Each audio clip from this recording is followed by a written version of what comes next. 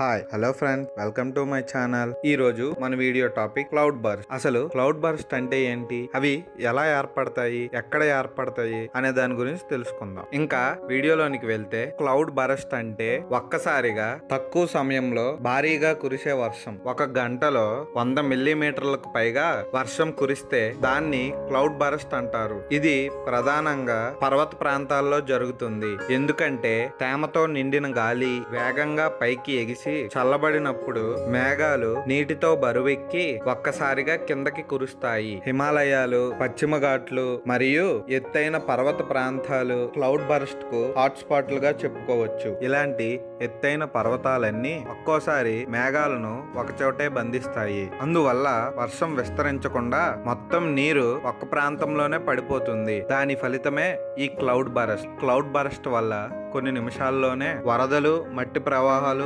సంభవిస్తాయి. Cloud burst వల్ల జరిగే నష్టం ఊహించలేనిది. దీని వల్ల కొన్ని నిమిషాల్లోనే నదులు ఉప్పొంగిపోయి రహదారులు, వంతెనలు కొట్టుకుపోతాయి. మట్టి ప్రవాహాలు గ్రామాలను ముంచేస్తాయి. మనిషి ప్రాణాలు, జంతువులు, ఇల్లు, పంటలు క్షణాల్లో అదృశ్యమవుతాయి. ప్రస్తుతం జమ్మూ కాశ్మీర్ లోని కిష్త్వార్ జిల్లాలోని చషోటి గ్రామంలో ఈ క్లౌడ్ బర్స్ట్ సంభవించింది. ఈ సంఘటన జరిగిన వెంటనే అక్కడికి ఎన్డీఆర్ఎఫ్, ఎస్డీఆర్ఎఫ్, వైద్య, పోలీస్ బృందాలు చేరుకొని చాలా మందిని కాపాడాయి. ఇలాంటి క్లౌడ్ బర్స్ట్ సంఘటనలు ఇంతకు ముందు కూడా సంభవించాయి. 2013లో ఉత్తరాఖండ్ లోని కేదార్నాథ్ లో క్లౌడ్ బర్స్ట్ తో కలిసిన భయంకరమైన వరద వేలాది ప్రాణాలను బలి తీసుకుంది. 2010లో లడాక్ లోని లేహ్ ప్రాంతంలో కూడా ఇలాంటి క్లౌడ్ బర్స్ట్ సంఘటనే జరిగింది. అప్పుడు ఒక్క రాత్రిలోనే గ్రామాలు నేలమట్టమయ్యాయి. ప్రకృతి ముందు మనం ఎంత చిన్నవారమో ఇలాంటి సంఘటనలు గుర్తు చేస్తాయి. ఇప్పుడు శాస్త్రవేత్తలు రాడార్లు,